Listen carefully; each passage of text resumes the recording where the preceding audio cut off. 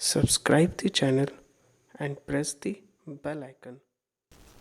हाय मेरे प्यारे बच्चों, तो कैसे हैं आप सभी। आज मैं जो टॉपिक लेकर के आया हूँ उसका नाम है सिग्नल्स एंड सिस्टम। तो ये सबसे पहला लेक्चर है जिसमें हम लोग सब इंट्रोड्यूस करेंगे सिग्नल्स के बारे में। तो हम लोग सब इस टॉपिक में जो पढ़ने वाले हैं वो है कि क्या होता है हमारा सिग्नल्स, ठीक है।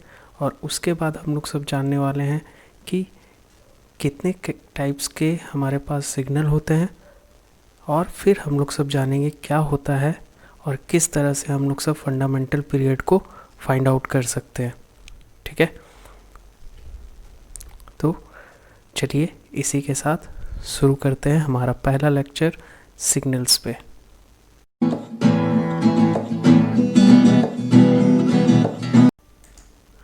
तो सिग्नल्स होता क्या है। सिग्नल्स एक हमारा सिंगल वैल्यूड फंक्शन होता है जो वन या एक से अधिक वेरिएबल्स का होते हैं और वो कोई मैसेज या कोई इन्फॉर्मेशन को कन्वे करते हैं, ठीक है। सिग्नल्स को मैथमेटिकली रिप्रेजेंट किया जाता है फंक्शन ऑफ वन और मोर इंडिपेंडेंट वेरिएबल्स। तो हमारे पास डिफरेंट टाइप के सिग्नल्स हो सकते हैं। जैसे मैं आपसे अभी बात कर रहा हूँ तो आप मेरा आवाज़ को सुन पा रहे हैं, तो इसको हम लोग सब एक्वेस्टिक प्रेशर बोलते हैं और ये फंक्शन होता है टाइम के साथ, ठीक है। उसी तरह से हमारा कोई भी स्पेस में फ़ोटो या कोई, ये जैसे हम लोग सब फ़ोटो देख रहे हैं स्क्रीन पे, ये एक डॉग है जिसको हम लोग सब देख पा रहे हैं। क्यों देख पा रहे हैं? क्योंकि इसका ब्राइटनेस, कलर, कॉन्ट्रास्ट, ये सब हमारे आई के साथ विजिबल हो रहा है, ठीक है। उसी तरह से हमारा एक सिग्नल हो सकता है, जैसे कि ये, इसमें क्या है कि एक हमारा बार प्लॉट है जिसमें हम लोग ने एक केडी प्लॉट भी करके रखा है जो एक इन्फॉर्मेशन हमें एक डेटा के बारे में बता रहा है, ठीक है।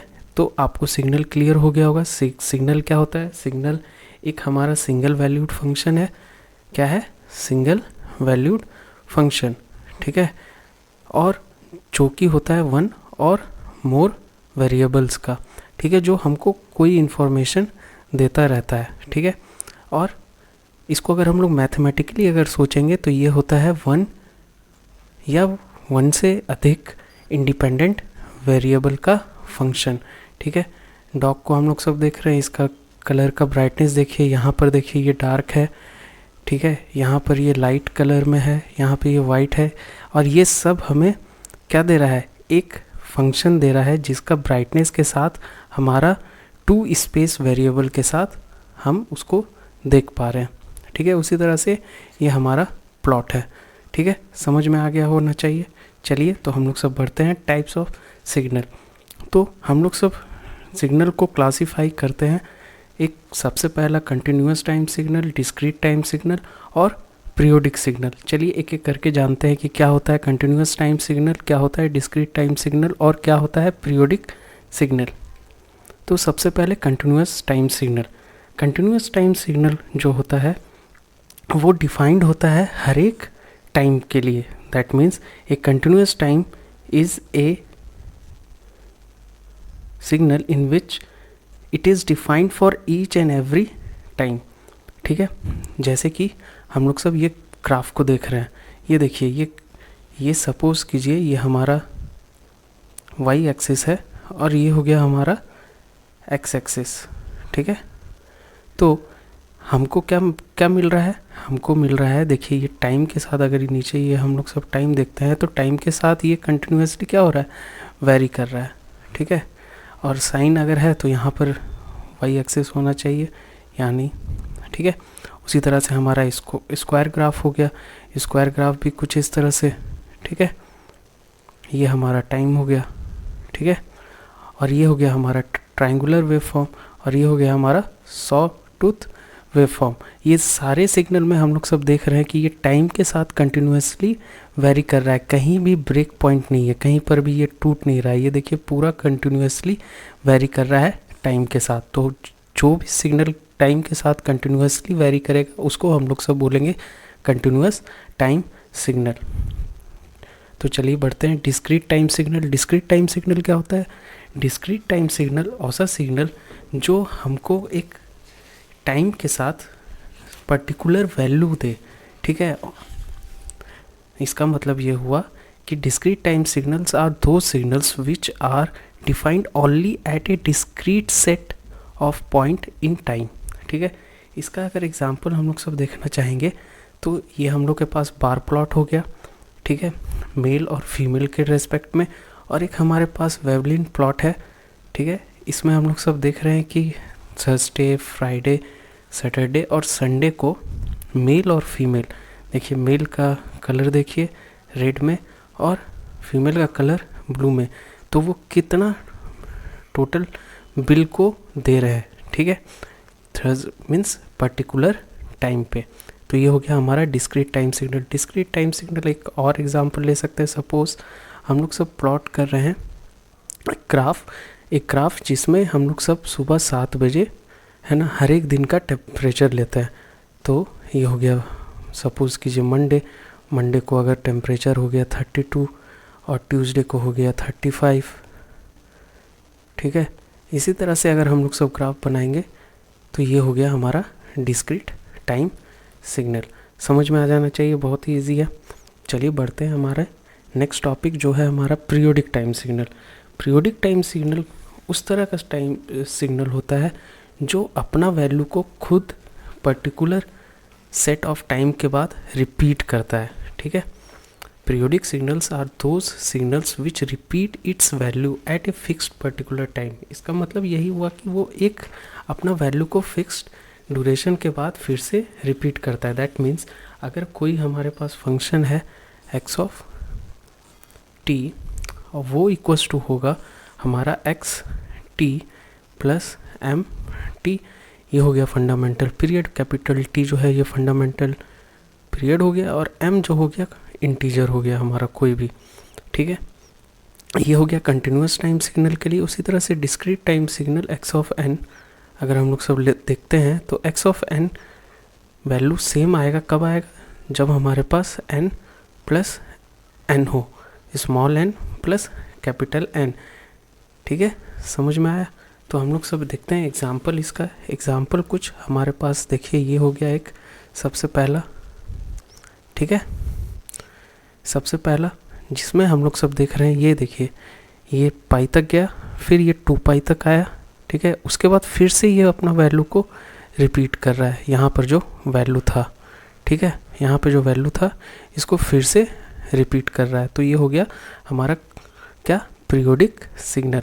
उसी तरह से हमारे पास ये सपोज़ कीजिए ये हमारा ग्राफ है और इस ग्राफ को हम लोग सब देख रहे हैं, तो ये अपना वैल्यू को फिर से एक फिक्स टाइम के ड्यूरेशन के बाद फिर से रिपीट कर रहा है। देखिए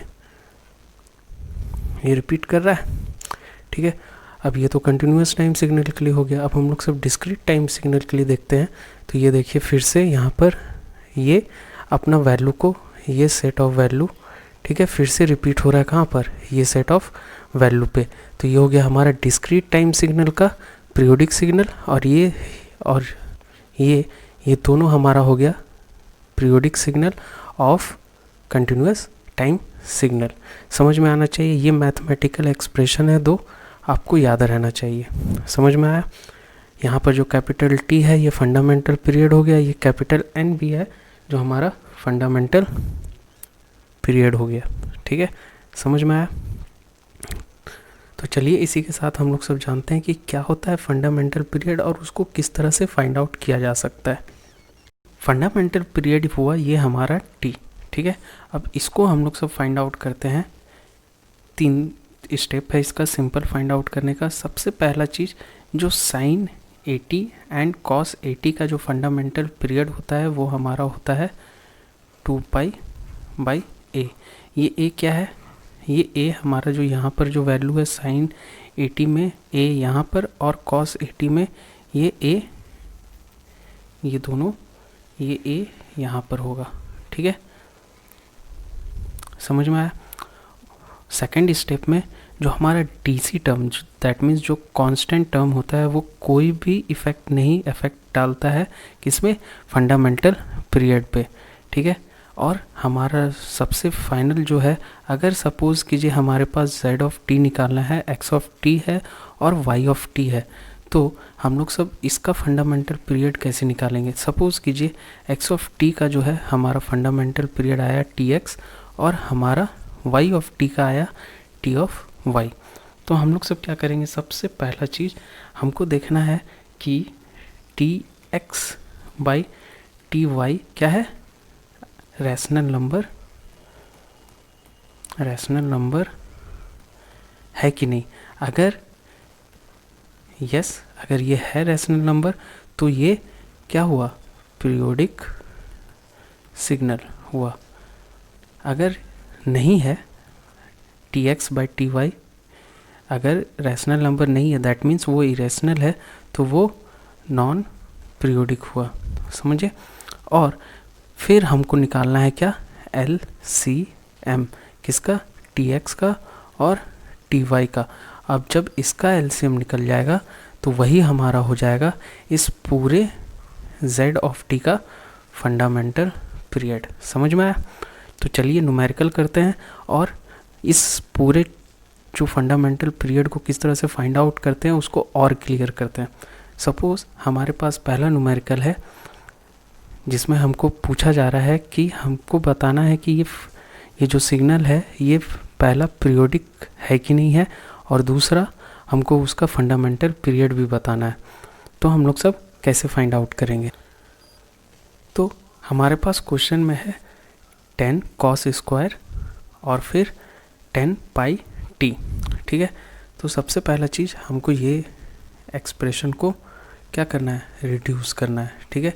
रिड्यूस करेंगे तो हम लोग सब सबसे पहले हम लोग सब ये चीज़ जानते हैं, क्या जानते हैं कि हमारा cos 2t जो होता है वो होता है क्या, 2 cos square t -1, that means हो जाएगा हमारा cos square t equals to हो जाएगा 1 plus cos 2t divided by 2 हो जाएगा। अब इसको अगर हम लोग सब यहाँ पुट कर देंगे तो हमारे पास एक्सप्रेशन क्या बचेगा, हमारे इसको हम लोग सब सपोज कर लेते हैं कि ये हमारा है x ऑफ t, ठीक है। तो हमारा x ऑफ t टूट करके क्या बन जाएगा, हमारे पास बन जाएगा ये होता है, ये हो जाएगा x of t equals to 10, ठीक है, 1 प्लस cos, अब यहाँ पर 2t है तो 2 multiplied by this whole value, तो ये हो जाएगा हमारे पास कितना, ये हो जाएगा हमारे पास 20 पाई t डिवाइडेड बाई 2, ठीक है। ये बाहर ले जाएंगे तो ये कट के 5 हो जाएगा, तो हमारे पास क्या वैल्यू आ जाएगा, 5 प्लस 5 cos 20 पाई t। अभी हम लोग सब थोड़ी देर पहले जाने क्या कि डीसी टर्म कोई भी सिस्टम पे कोई इफ़ेक्ट नहीं डालेगा, तो ये हमारा हो गया क्या, डीसी टर्म, तो इसको हम लोग सब इग्नोर कर सकते हैं, ठीक है। उसी तरह से हमारे पास ये टर्म बचा तो ये भी डीसी है तो हम इसको भी इग्नोर कर सकते हैं। तो हमको फंडामेंटल पीरियड किसका निकालना है, सिर्फ cos 20 पाई टी का, तो हम लोग सब इसको निकालेंगे, ठीक है। कैसे निकालेंगे, हम लोग सब निकालेंगे तो इसका फंडामेंटल पीरियड आएगा क्या, फंडामेंटल पीरियड क्या हो जाएगा, 2 पाई बाई ए, ठीक है। 2 पाई ऊपर लिखे, नीचे आ जाएगा 20 पाई, ठीक है। अब ये कटेगा और ये कट के नीचे आ जाएगा 10, तो ये आ जाएगा कितना वैल्यू आया हमारे पास, 1/10 है कि हमको फाइंड आउट करना है 10 sin 5t और फिर -4 cos 9t, ठीक है। तो चलिए इसको बहुत आसानी से फाइंड आउट कर सकते हैं, फाइंड आउट किया जाए।